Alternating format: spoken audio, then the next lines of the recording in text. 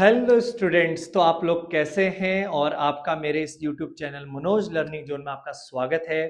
और I hope आप मेरी वीडियोस देख रहे होंगे और समझ में भी आ रहा होगा आपको। और आज जो मैं आपके लिए क्लास 12th के लिए एक इंपॉर्टेंट टॉपिक लेकर आया हूं और जिसका नाम है लेंस मेकर सूत्र यानी कि लेंस मेकर फॉर्मूला।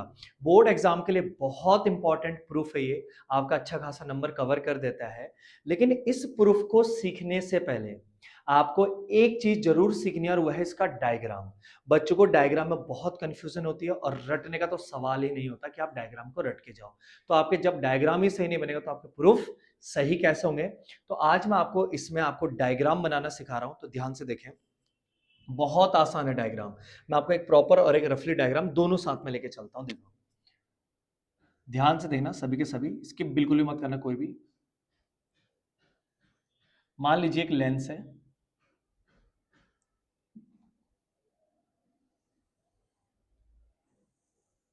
और ये मैंने बीच बीच एक लाइन खींच दी और एक यहां पर बना देता हूं मैं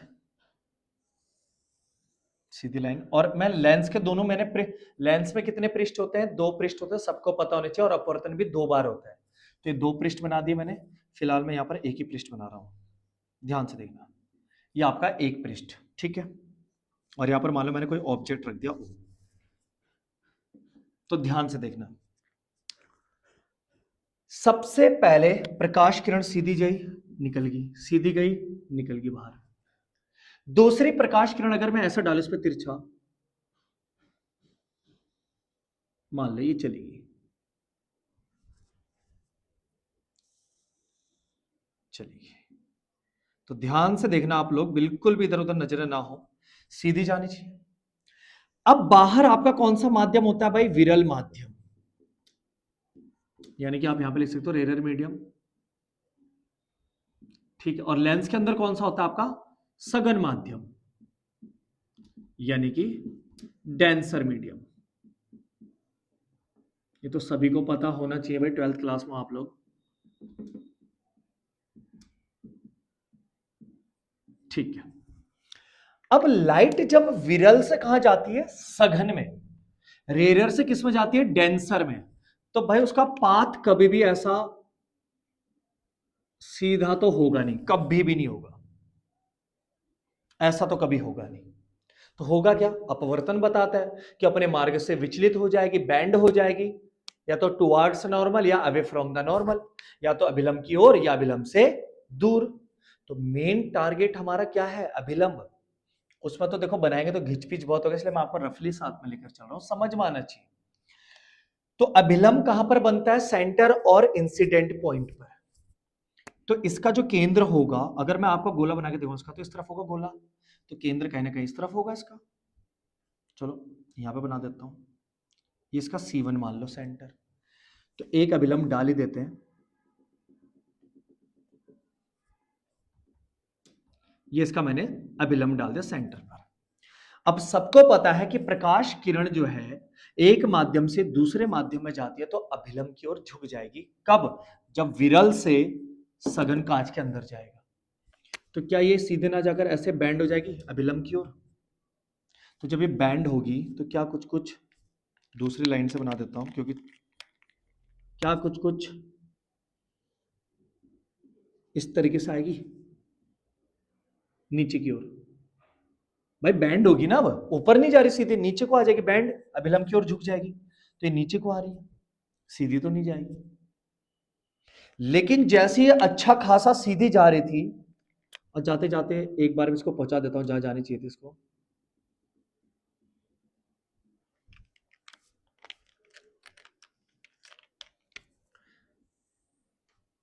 क्या यहां पर पहुंच जाती है? उसको भी पहुंचा देता हूं, चलो जहां जाना था उसको। अगर सेकंड सरफेस ना होता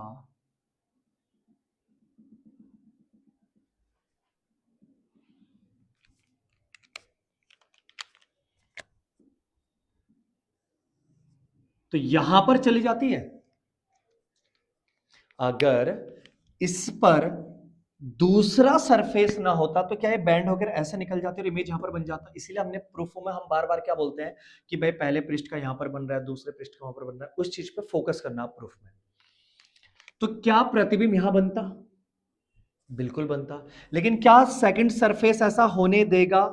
अभी तो सेकंड सरफेस ने तो मैंने बना भी दिया, चलो ठीक है, लेकिन जैसे ही सेकंड सरफेस आएगा, वो क्या बोलेगा कि भाई अभी तो मेरी भी बारी है रिफ्लेक्शन करने की, अभी कहां जा रहा है सीधा, ऐसे कैसे? भाई बोलेगा कि अभी कहां जा रहा है सीधा, अभी तो मैं भी बचा हुआ हूं, क्योंकि पहले वाले ने तो रिफ्लेक्शन कर दिया, उसका काम खत्म, अब कौन बचा? दूसरा वाला। भाई वो भी तो बोलेगा मैं भी रिफ्लेक्शन करूंगा, क्योंकि अंदर आपका जो था वो सघन माध्यम था, डेंसर मीडियम। अब ये ब्लू कलर की लाइन को ध्यान से देखो, अभी डेंसर में ही है, सघन में ही है। जैसे ये सरफेस आगे से आया, अब तुरंत बाहर क्या स्टार्ट हो जाएगा आपका? फिर से विरल, यानी कि रेरर मीडियम।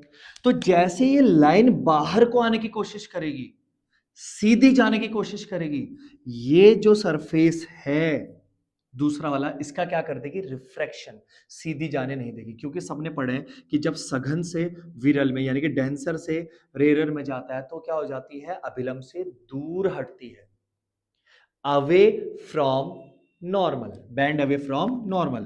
तो नॉर्मल तो इसका बनाया नहीं हमने अभी तक, तो नॉर्मल बनाते हैं सबसे पहले। तो ये इसका इंसिडेंट पॉइंट है। इसका देखो गोला अगर मैं पूरा बनाऊं तो क्या इस तरफ बनेगा गोला? इस तरफ। तो इसका सेंटर कहीं ना कहीं इस तरफ होगा, मान लो ये रहा गोला, और सेंटर इसका C1 इस तरफ था, इसका C2 इस तरफ मान लो। तो इंसिडेंट पॉइंट और अभिलंब के बीच में से वो बना देता हूं नॉर्मल, सीधी बन जाए।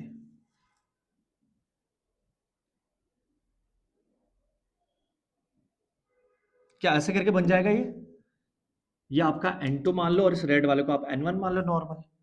तो नॉर्मल मैंने बना दिया। देखो जैसे जैसे चित्र बनेगा थोड़ा घिचपिच होती जाती है, तो आप ध्यान से देखना इसको, स्किप तो बिल्कुल मत करना।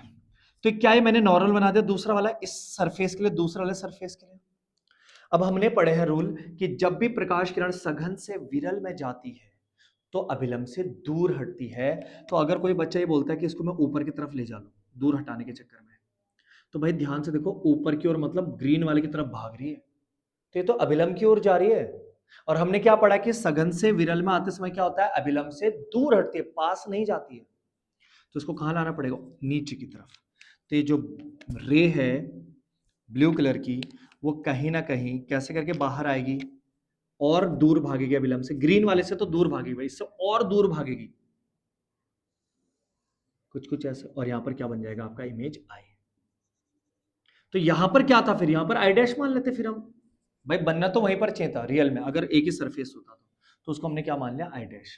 क्या मान लेते हैं इसको? I dash. और ये जो बैंड हो रही थी ब्लू कलर की लाइन, ये बैंड ना हो, सॉरी, बैंड होने का सीधा कहा जा रही थी इसको आगे आई डैश पर, लेकिन सेकंड वाला जो सरफेस को सीधा जाने नहीं दे रहा है और इसको अपने मार्ग से विचलित कर देगा। और विचलित करने के लिए हमें पता है कि किस तरफ जाएगा वो, तो मैंने एक अभिलंब खींच दिया, और उसकी तरफ तो जाएगा नहीं क्योंकि सघन से विरल में जा रहा है। तो अभिलंब से क्या हटेगा? दूर। तो दूर हटेगा तो कहां को आ जाएगा? और नीचे को आ जाएगा, और यहां पर बन जाएगा आपका आई। क्या बन जाएगा यहां पर आपका? आई। क्लियर हो गया?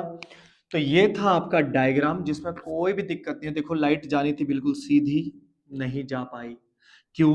क्योंकि बाहर आपका विरल माध्यम, अंदर कांच है तो सघन माध्यम। तो इसने क्या कर दिया? अपवर्तन करके इसको बैंड कर दिया। तो ये बैंड होके ऐसे जाना चाहती थी, बिल्कुल बैंड होने के बाद भी ये राजी थी ऐसे जाने के लिए, देखो बिल्कुल।